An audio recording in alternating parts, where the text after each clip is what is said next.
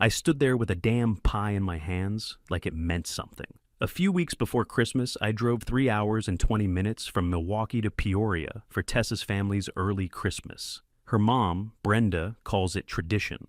She hosts it on Thanksgiving because everyone's off and it keeps us close. That's a lie. What it really does is make her feel like the queen of the castle while the rest of us clap like trained seals. Quick note. Before we start, how's your day going and where are you joining from? My name's Caleb Pierce. I'm 46. I live alone now in a tiny upstairs duplex in Milwaukee, but this night happened before all that. I walked in with my homemade pecan pie. Real butter, toasted the nuts, crust from scratch. Not that anyone cared. Brenda barely glanced at it before directing me to the folding table next to the garage door. Football blared on 2 TVs. Paper plates, scented candles, noise layered over noise. The kind of scene where people smile so hard their cheeks hurt just to say they were together. I smiled too. Didn't reach my eyes. The usual chaos swirled. Ray yelling at the game, Evan bragging about some sale, Kara showing off her new nails. I tried to nod at the right times, not take up space, not step on anyone's story. I didn't come here to fight. I came because it's what Tessa asked for. After dessert, Brenda clapped her hands like a flight attendant about to give exit instructions. "Okay, early presents," she sang out. Gift bags came out of a glittery bin. One by one, she handed them out like raffle prizes. Ray got a new driver cover, custom embroidered. Evan got some limited bourbon he's been drooling over. Kara got a spa voucher and a bracelet that definitely wasn't cheap. Tessa got a new smartwatch band and a salon card. Everyone gasped and hugged and cheered like she'd cured cancer. And me, nothing. I waited. Of course something would come. Maybe it got forgotten under the table. Maybe they'd hand me a card or a gag gift. Something. The bag was empty. Brenda looked right through me. I cleared my throat. Did I miss mine? She didn't even blink. "Be grateful you're even here, Caleb." Evan laughed first. "Hey, at least we still remember your name." Half the table cracked up. I felt heat rise in my face but kept it steady. Good to know. No fight. No scene. I rinsed my plate, hugged Tessa, said I had an early morning, and walked out to my car. Drove the 3 hours back in the dark, gripping the wheel like it was the only thing keeping me from breaking something. Something had to give. I was done playing the quiet wallet in the corner while getting treated like a stray dog someone fed out of pity. Back at my place, I dropped my keys, kicked off my boots, and called Jorge. He picked up with his usual, "What's up, man?" I said, "You ever had someone hand out Christmas gifts like prizes, skip you, and then say you should be grateful to even be there?" He paused. "Wait, who said that?" "Brenda. At dinner." Whole family laughed when Evan threw in a name joke. Silence on the line, then, "Man, that's not normal. They don't respect you. Full stop." That hit different. I sat down at the kitchen table and opened my banking app. Didn't know what I was looking for exactly. Just needed to feel like I wasn't crazy. First thing I saw? The family phone plan. I was paying for 4 extra lines I didn't use. I tapped through the details. Kara, Evan, Brenda, even one called Ray's iPad. Then came Brenda's gym membership. $129 monthly, billed through my employer's corporate rate. I had set it up as a Mother's Day surprise 2 years ago. Scrolling down, Ray's streaming package for golf. I don't even watch golf. Kara's emergency concert tickets from last spring. She Venmo'd me half and ghosted the rest. Evan's brake job from April. He said he'd pay me back on payday Friday. That Friday never came. I dug deeper. Tessa's Prime account linked to mine. Uber rides charged to my card. Late-night Grubhub runs. Receipts landing in my email. Photo backup storage in my name for Brenda's iCloud. Every excuse came rushing back. "Oh shoot, it defaulted to your card again. We'll Venmo you. You make more anyway. You're the organized one." I stopped scrolling. My thumb hovered over another charge, and I just stared at it.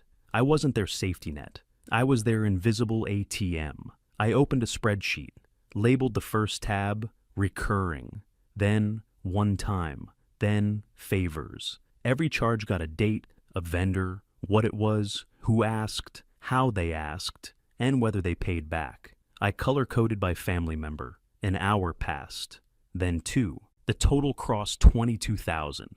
I leaned back and let out a breath I didn't know I'd been holding. I thought about every dinner where I just grabbed the check because it's easier. Every sarcastic big shot joke they tossed out, like I should apologize for working hard. This wasn't kindness. This was training. They treated me like a service. That night, I made a decision. I wasn't going home for Christmas. No speech, no big announcement, just this. First boundary. Stop paying for people who laugh in your face. Saturday morning, I poured coffee into my chipped mug and opened my laptop. No music, no hype, just quiet and a steady hand. I didn't feel angry. I felt focused. First cut was Brenda's yoga package. One click, one confirmation email. $129 a month gone. I stared at the screen for a second, then closed it and moved on. Next was the phone plan. I logged into the account and scrolled past all the extra lines. Names I didn't use, numbers I didn't recognize without labels. I removed my card, transferred my own number to a single-line plan, and set a new password. When the screen said, "Changes saved," I took a sip of coffee and kept going. Prime household sharing went next. Then the sports streaming bundle Ray used every Sunday like it was a birthright. I didn't hesitate. I just turned it off.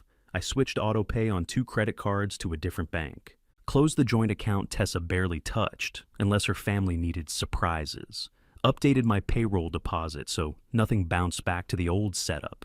Each step felt like pulling a cord out of a wall. No sparks, no alarms, just clean disconnects. I didn't tell anyone. I didn't explain. I didn't warn. I just pulled my oxygen line out of their house and let them notice when the lights flickered. Monday, I was eating leftovers at my desk when Brenda called. Her voice came in sharp and confused. "My gym card declined. Must be a mistake." I swallowed and said, "Not a mistake. You'll need your own membership." She gasped like I'd yanked something vital. "Caleb, you know those classes are for my health." I said, "You know what you told me at dinner. I'm done paying to be disrespected." There was a beat. Then she snapped, "This is petty," and hung up. That night, Ray called. No greeting. "Cable app says update payment. You messed something up?" I said, "No, you're adults. Put your own card in." Silence. Then his voice hardened. "Family takes care of each other." I said, "Right. That goes both ways." He exhaled through his nose like he was keeping himself from swearing and ended the call. 5 minutes later, my phone buzzed nonstop. The family group text lit up like a pinball machine. Kara sent a long paragraph about loyalty and how some people forget who helped them when they were starting out. Evan followed with, "Imagine choosing a subscription over your own family." I read it all without typing a word. My hands stayed flat on the table. Then Tessa texted me privately. "Can you at least leave Mom's yoga alone until January?" I stared at that line longer than the rest. Then I typed back, "No, we can talk with a counselor present, not like this." I muted the group chat, muted individual threads, turned my phone face down, and went back to my coffee, now cold. My chest felt tight, but it wasn't panic. It was pressure releasing. They wanted noise. They wanted an argument they could twist into proof that I was cruel. I didn't give them that. I didn't raise my voice. I didn't justify a thing. I let the autopays die. I let the decline cards speak for me. I let the silence do the talking. I closed my laptop, rinsed my mug, and grabbed my coat, stepping out into the cold like I had somewhere else to be. The messages didn't slow down. They got meaner. I sat at my kitchen table that night. I opened my email and started typing. I addressed it to Tessa. I CC'd Brenda and Ray. I BCC'd myself. The subject line read, "Since we're talking about who owes what." I didn't insult anyone. I didn't threaten. I led with, "I appreciate what you've done for us, and I'm not pretending I raised myself." Then I listed categories and totals. Clean numbers, no commentary, no sarcasm. At the end, I wrote, "I'm not asking for repayment. If you label me selfish for stopping, please look at these numbers and ask who has actually been supporting whom." I read it twice. My finger hovered. Then I hit send. Brenda's reply landed within minutes. The subject line was all caps. "How dare you!" It was a wall of text. Accusations stacked on accusations. Me putting a price on love. Me trying to humiliate her. Me tearing the family apart right before Christmas. Near the end, she wrote, "I'm ashamed of who you've become." Then she blocked me. I stared at the screen and felt oddly calm, like a door had slammed and saved me the trouble. A few minutes later, Jorge texted me screenshots. Brenda had posted again. Family is forever even when some drift. The comments poured in. You're a saint. Your heart is gold. Praying for strength. My phone started ringing. Unknown numbers. Area codes I recognized from Peoria. I let them ring out, one after another. I didn't owe anyone an argument they could edit later. I turned the phone face down and stood up to stretch. My back ached. My jaw was tight. I walked to the sink, ran water, and washed a single fork that didn't need washing. I needed the movement. When I checked the phone again, there was a text from Tessa. Why would you do this by email? You're making everything worse. I typed back slowly. I will only discuss our marriage with a licensed counselor present. Not your parents. Not group texts. She read it. The red receipt sat there like a held breath. Her reply came a minute later. You're making this so much bigger than it needs to be. I didn't answer. I copied my message into a note, time-stamped it, and saved it. Then I emailed it to myself. I wanted a record that couldn't be twisted. The phone rang again. I powered it off. I closed the laptop, grabbed my coat, and stepped outside into the cold night air, walking until my chest loosened and the noise finally fell behind me. A week later, right before noon, the buzzer went off. I looked at my phone. First call, Tessa. Second call, Brenda. I didn't answer either. 2 minutes later, I heard the building door swing open down below. Someone had let them in. Heavy steps came up the stairs. My phone buzzed again.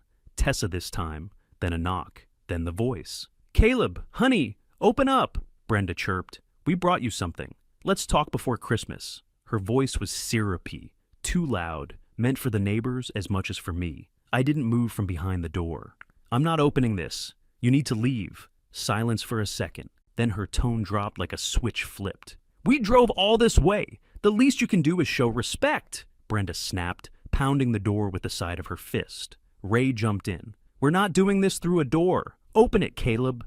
I stared at the wood in front of me. Imagine their hands full of shiny bags, faces stiff with forced smiles. I'm done being humiliated and then bribed with a candle, I said flat. No. My phone buzzed. Tessa's text lit up the screen. Please, Mom's spiraling. Just 5 minutes? I replied right there, thumbs steady. Not while they're here. Counseling only. Then I raised my voice just enough for the hall mic to catch it. Leave. You've got 10 minutes before I call security. Ray's boots shifted. Brenda muttered something I couldn't catch. Tessa didn't speak. They tried the usual tricks, disappointment first. We raised you like one of our own, Brenda called. I changed plans at work for this, Ray said. You're acting like a stranger, Brenda added. When that didn't work, it turned. Brenda yelled, You're breaking this family in half. Ray barked, This is a tantrum, Caleb. You're embarrassing yourself. Tessa said nothing. I only heard her breathing. Then came the guilt spin. This isn't what Tessa wants. Your wife is hurting. You used to care about us. I stood there, hand on the doorknob, but I never turned it. 10 minutes passed. 15. At 20, I heard a door open down the hall. Mrs. Whitman's probably. Their voices dropped. 3 days later, I was coming up the stairs with a paper bag of groceries when I heard her voice echo through the stairwell. He's on this floor! Caleb, get out here! My stomach dropped. I rounded the corner and saw them, Brenda, Ray, and Evan, lined up outside my door like they were staking out a suspect, a human wall. There he is, Brenda said, loud and sharp. Feel big calling security on your own family? I stopped halfway down the hall, gripped my keys tighter. You're not supposed to be here. Leave. Ray stepped forward. We're not leaving. You owe us a face-to-face. We drove 3 hours before Christmas to fix this. I could feel eyes behind doors. One cracked open across the hall, another creaked behind me. Then, Mrs. Whitman stepped out of her unit, raised her phone, and hit record like she'd been expecting this. Evan leaned off the wall, arms folded. You think these folks care about you more than we do? He said with that same smug smirk. You don't cancel blood. I walked slowly toward them, keeping my keys ready in one hand and the grocery bag steady in the other. Blood isn't a pass to corner me at my own door, I said. It doesn't give you permission to yell at me or touch me. Brenda scoffed. Nobody touched you. You twist everything to make us look like monsters. Ray took a step in, then another. I backed up till I was flush with the door. He squared up. Here's what's gonna happen. You're packing a bag and coming home for Christmas. This stunt ends today. My palms started to sweat. My chest went tight. But my voice came out clear. No, you are harassing me. Brenda slapped her palm flat against the door, inches from my head. You're being dramatic. Then Evan moved. He put his hand on my shoulder and leaned in like he owned the space between us. Don't make this harder than it needs to be. I swatted his hand off. Do not touch me again. Mrs. Whitman's voice cut through like a knife. I'm calling the police. I've got this all on video. Everything went still. Brenda froze with her hands still hovering by the door. Ray stepped back, breathing heavy. Evan looked from me to the phone camera like it finally hit him. This wasn't private. Ma'am, that's not necessary, Ray said quickly, lowering his voice like that would fix it. It absolutely is, she said, holding the phone higher. You don't show up at someone's home and corner them like that. Not today. Brenda turned toward her. This is a family matter. No, I said, still between them and my door. This is harassment. You were warned. You showed up anyway. Brenda's eyes went glassy with fury. You used to be grateful. Now you're just spiteful. I didn't blink. You used to pretend to love me. Now you're just loud. Evan shifted like he wanted to say something else, but didn't. Then I heard footsteps, fast, heavy ones, coming up from the lobby. That was enough to get Ray moving. Let's go, he muttered, grabbing Brenda's arm. She resisted for a second, then saw the second neighbor step into the hallway and lift their phone. Evan was the last to move. He looked at me one more time, jaw tight. This isn't over. Yes, I said. It is. They backed away in a messy triangle, Brenda muttering, Ray pushing the elevator button, Evan watching every phone lens pointed at him like he'd just figured out who the joke was on. I opened my door, stepped inside, and clicked the deadbolt. Then I dropped the groceries on the counter, sat on the floor, and waited to hear the elevator door close. The elevator dinged just as I sat back down. 2 officers stepped into the hallway. Not rushed, not aggressive, just calm and alert, scanning the scene like they'd seen this type of mess before. I stood next to my door. Brenda was still teary, clutching a tissue out of nowhere like she'd been rehearsing it. Ray stood stiff, arms crossed, jaw clenched. Evan leaned on the wall, trying to look casual, like he hadn't just tried to shove me off my own property. Mrs. Whitman didn't say a word. She just held her phone up, steady as a rock. The younger cop nodded at me. Do you live here? Yes, I said, voice a little shaky but firm. They've been told to leave multiple times. Security already escorted them out this week. He put his hands on me. I don't feel safe. The older one turned toward Mrs. Whitman. You record anything? Without a word, she hit play. There it was. Brenda slamming her hand on the door right next to my head. Evan reaching out, shoving my shoulder, my voice sharp and direct. Do not touch me again. That sealed it. The cop turned to them. You need to leave, now. This is harassment. Family doesn't give you special rights. If you come back, he has every right to file for a restraining order and criminal charges. Brenda let out a sob, like she'd just been told, I died. I'm a mother. I'm worried about him, Ray barked. I'm his father-in-law. I've got a right to talk to him. The officer didn't even blink. You have the right to call, not show up and corner someone. That's not a visit, it's intimidation. Then the other officer looked at Evan. ID. Evan blinked. For what? Pushing someone's not legal just because you're related. You put your hands on him. Evan chuckled like they were joking. Come on, I was just trying to talk to him. The cop held out his hand. ID now. I watched Evan fumble for his wallet, all that cocky energy draining out of him. His hands weren't so smooth now. The officer wrote the citation right there, explained what it meant. You're being cited for harassment. This stays on record. He has grounds to escalate if you return. Ray muttered something under his breath. Brenda cried louder. Evan just stood there red-faced while the cop read the words out loud. Nice and slow. That moment right there. That was the shift. Mr. Jokes had nothing to say. He couldn't laugh his way out of a ticket. He couldn't twist this into just family stuff. They left without another word. I thanked Mrs. Whitman, and she nodded like she'd seen this kind of circus before. Later that night, building management slipped a manila envelope under my door. Inside was an official no trespass notice. All 3 names listed, effective immediately. If they showed up again, it was criminal trespass. It came with documentation attached. Copies of complaints, call logs, timestamps, witness statements. Christmas passed quiet. No Merry Christmas texts, no guilt memes, no loyalty quotes in cursive script, nothing. The silence felt like standing in a room after the alarm shuts off. First it felt strange, then it felt like space. I didn't reach out, didn't scroll, didn't chase peace I'd have to pay for. But the updates still found me. Brenda's doctor apparently told her to manage her stress. Without my payments covering her yoga and her apps, she started cutting expenses. Word was, she asked a coworker to help her set up some budgeting tools she swore was for young people. That's how bad it got. She asked for help. Ray spent one afternoon locked out of his golf streaming service. I know because someone texted Jorge bitching about it. He ended up on the phone with tech support trying to reset the password and figure out how to put his own card on the account. That man had lived 58 years without ever setting up autopay. He also whined to someone about the ER bill from Brenda's anxiety night and Evan's citation. This time there was no Caleb card waiting in the glove box. Evan's bar crew saw the hallway video. Jorge's friend works at the same club. Told me the guys don't laugh at his stories like they used to. Guess it's hard to play the charmer when people picture you getting checked by a neighbor with a phone camera while a cop reads you your rights. Tessa's Instagram went quiet for a bit. Then it switched from beach photos and cocktails to picked up an extra shift, stories, and reposted therapy quotes. She texted me once. "Tessa, we need to talk." I replied, same tone as always. Me, counselor present only. She left it on red.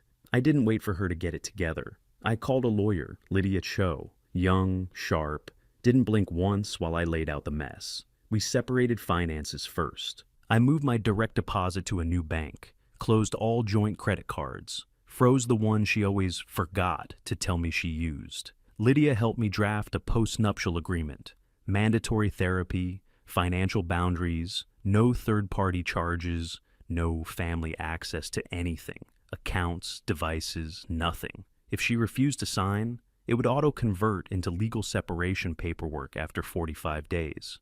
I told Lydia to prep both sets. Then I booked a therapist. First session, she asked, "When did you decide your job was to fix everyone else's problems?"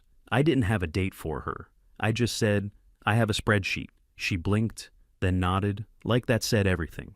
It did. Weeks later, Tessa emailed. No subject line. "I don't agree with how you handled this, but I miss you. I'm sorry it got so bad." Not the apology I wanted, not nothing either. I kept it short. "I'm okay. Hope you're taking care of yourself. If we talk, it's with a therapist. No yelling, no guilt, no third-party charges." I attached Lydia's post-nup terms, included the date and time of the first counseling session. I also wrote, "Plain as day. If you or your family set foot at my door again, we go straight to a protection order." She showed up to the appointment. Brenda didn't.